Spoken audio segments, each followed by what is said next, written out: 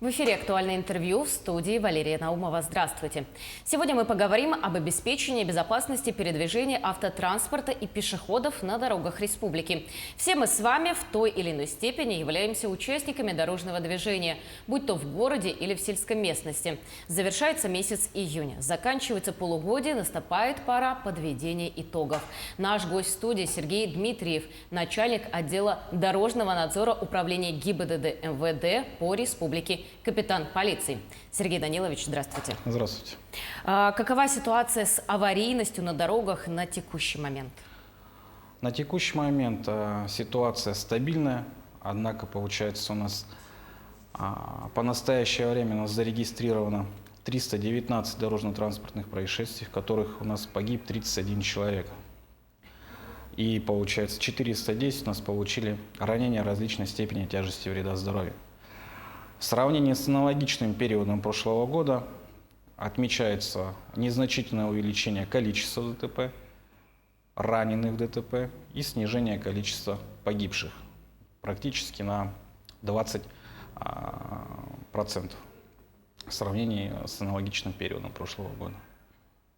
А какие основные причины вот этих вот аварий и происшествий, которые зарегистрированы в этом году? Основные причины, какие в прошлые годы отмечается, это несоответствие скоростного режима, что вследствие приводит к выездам на встречную полосу движения и к столкновениям, съездам с дороги и опрокидыванием, соответственно, которые за собой влекут довольно-таки тяжкие последствия. А прослеживается ли какая-то сезонность в аварийных ситуациях? В каких происшествиях становится больше в те или иные месяцы? Конечно, она прослеживается. Прослеживается, как это бы плохо не звучало, прослеживается в рост дорожно-транспортных происшествий. В том числе добавляются отдельные виды дорожно-транспортных происшествий, такие как наезд на велосипедиста, увеличение наездов на пешеходов, увеличение столкновений, съездов с дороги в летний период времени.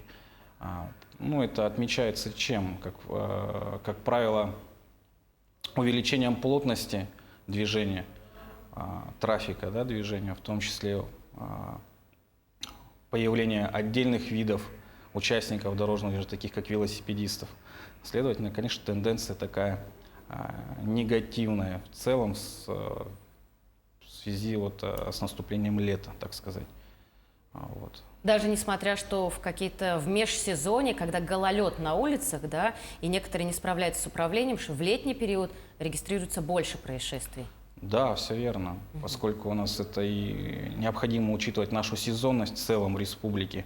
У нас, как правило, все понимают и знают, зимой у нас часть транспортных средств замораживается собственниками, владельцами, да.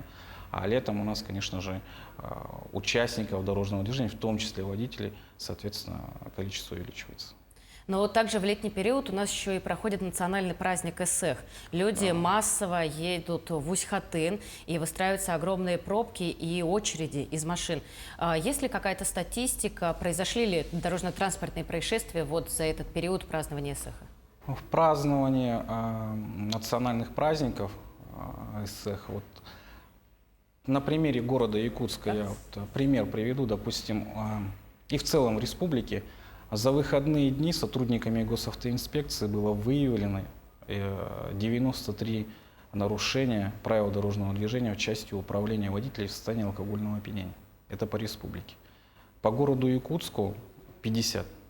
Ну, это говорит о том, что люди употребляют, ну и, соответственно, садятся за руль, управляют потом транспортными средствами. По городу Якутску нами не было допущено дорожно-транспортных происшествий в период празднования вот этих вот 2 дней, да, выходных дорожно-транспортных происшествий, за исключением одного наезда на местности Усть-Хатын, где там осуществлен был такой наезд, где человек получил незначительные травмы. Но это достаточно пугающая статистика, что несмотря на нашу большую республику, большая часть водителей в алкогольном состоянии пришлось именно на город Якутск. Из 90-50. Ну, конечно, поскольку народу было очень много на мероприятиях, которые посетили данные мероприятия. Соответственно, практически весь стопроцентный личный состав госавтоинспекции был там задействован, находящийся здесь, осуществляющий службу, да, в пределах города Якутска. Это управление, городское ГАИ, отдельный батальон ДПС. Но помимо национальных праздников, также летний период – это, соответственно, летние каникулы у детей. И как складывается ситуация с детским травматизмом на дорогах? С детской травматизмом он все-таки, знаете, он отмечается также на высоком уровне. Порядка 43 ДТП с участием детей на территории республики зафиксировано. И дорожно-транспортный травматизм с участием детей довольно-таки высок. При этом, как и где дети выступают как и пассажирами транспортных средств, так и где дети выступают в качестве велосипедистов либо пешеходов. Мгм. Но в прошлом году в Якутске был резонансный случай, когда в результате наезда автомашины КАМАЗ в Якутске погиб школьник на велосипеде. И буквально на днях произошло страшное ДТП в Нерюнгринском районе, когда погибли сразу 3 молодых людей. В чем причина таких трагедий и можно ли их как-то предотвратить? В действительности такой факт был в городе Якутске в прошлом году. Водитель понес наказание соответствующее. Однако в Нюрбинском районе, вот, где было дорожно-транспортное происшествие, где сразу погибло 3 человека, 3 молодых человека. Каковы причины? Вот я хотел бы их озвучить. Это в первую очередь ответственность, наверное, родителей, которые у нас данные транспортные средства такой категории покупают. Это вы такие имеете как мопед? мотоциклы, мопеды, велосипеды покупают, соответственно, для своих детей и, соответственно, не приучив им навыки вождения данными транспортными средствами. При этом, будучи даже покупая мотоциклы несовершеннолетним детям, без права управления транспортных средств, естественно, и, следовательно, такие потом происшествия, они случаются. То есть отсутствие навыков у детей, да, езды, допустим, в городской среде, на том же велосипеде, что нужно спешиваться на пешеходных переходах. Вот эти отсутствие этих навыков, которые не привили им родители, они, конечно, дают потом такие вот последствия. А если инспекторы ГИБДД обнаружили несовершеннолетнего водителя мотоцикла или мопеда, кто понесет наказание, водитель или его родители? В зависимости от возраста, потому что административная ответственность наступает с определенного возраста, 16-летнего. Допустим, конечно же, это во-первых. А во-вторых, и родители тоже понесут ответственность. Почему? Потому что госавтоинспекция – это не только тот орган, который самостоятельно работает, также и взаимодействует с другими подразделениями, органами внутренних дел, где сотрудники ПДН будут работать, естественно, и будут такие факты им, конечно, доводиться и направляться для принятия мер. А проходят ли какие-то рейды, например, по городу Якутску инспекторами, чтобы понаблюдать за велосипедистами? Потому что велосипедистов сейчас на наших улицах очень много. И, может быть, там несоответствие возраста. С 1 июля госавтоинспекция в целом по республике переходит на усиленный вариант несения службы, где, соответственно, будет увеличена плотность нарядов, где будет, соответственно, отрабатываться с определенными категориями транспортных средств, да, в том числе особое внимание уделив мотоциклам. Так, ну и сейчас также на наших дорогах и на улицах города Якутска помимо велосипедистов появились еще и самокатчики. Электрические самокаты, которые можно взять в прокат практически на любом углу с помощью своего гаджета. Есть ли какие-то нормы, кто может брать, какие наказания, какие правила? Это называется средства индивидуальной мобильности. В действительности они сейчас очень популярны у нас в стране, и в том числе и в нашем регионе. Их довольно-таки часто используют молодые люди. И, конечно же, там предусмотрена ответственность. Ответственность предусмотрена статьей 12-29 Кодекса об административных правонарушениях, где предусматривает штраф от 800 до 1500 рублей. Соответственно, что касается правил, да, на таких вот, на электросамокатах можно двигаться по велодорожкам, можно двигаться по тротуарам. Но если тротуар у нас отсутствует, велодорожки отсутствуют, то можно двигаться по краю проезжей части, соответственно. При этом руководствоваться всеми необходимыми техническими средствами организации дорожного движения установленными, то есть дорожными знаками. По краю дороги, Проезжей части, всё проезжей верно. части Всё можно. верно. Это автомобильная дорога или Нет, там, это где пешеходы это идут? автомобильная дорога. Это автомобильная. Если отсутствует тротуар, либо отсутствует велосипедная дорожка. А так здесь по тротуару и велосипедной дорожке. При этом, соответственно, уступает движение пешеходов, которые двигаются.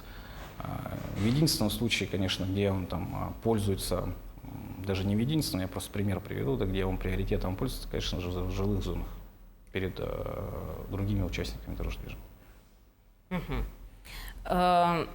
Так, ну, Сергей Данилович, давайте немножечко, время подходит к концу, и немного подытожим наш разговор основными правилами, которыми ни в коем случае нельзя пренебрегать. Например, как детское кресло, которое может сохранить жизнь ребенку. Возраст, на который нужно обращать внимание родителям при покупке того или иного средства передвижения. Знаете, вот что касается правил, да, которые тут не только выражается там в приобретении, установке средств, да, для перевозки детей. Тут хотелось бы поговорить шире, вот, озвучить, то есть вообще в целом, это, во-первых, в летний период времени это не стоит пренебрегать скоростью. Это не стоит, соответственно, делать необдуманных поступков. Это в части обгона, опережения транспортных средств. Конечно же, это хотелось бы также отметить, что не стоит отвлекаться на различные предметы, потому что, как правило, причинами ДТП действительно, если смотреть сухо, да, смотреть на нарушение правил дорожного движения, они, конечно, будут, там, ну, к примеру, там, нарушение там, проезда перекрестка, да, непредоставление преимуществ там, пешеходу, ну, к примеру, я привожу такие примеры, но все-таки причины, которые кроются, это, конечно же, когда водитель отвлекается на что-либо. Это в городской среде или там на телефон тот же и так далее. Ну и, конечно же, по перевозке детей, извиняюсь, тут, естественно, нужно приобретать специальные удерживающие средства и действительно перевозить только, ну, в них детей пристегнутыми. Все верно, полностью с вами согласна. Сергей Данилович, спасибо вам большое, что пришли, подробно ответили на наши вопросы. Я вас благодарю. Спасибо. Ну, я напомню, что вы смотрели актуальное интервью. Всего доброго.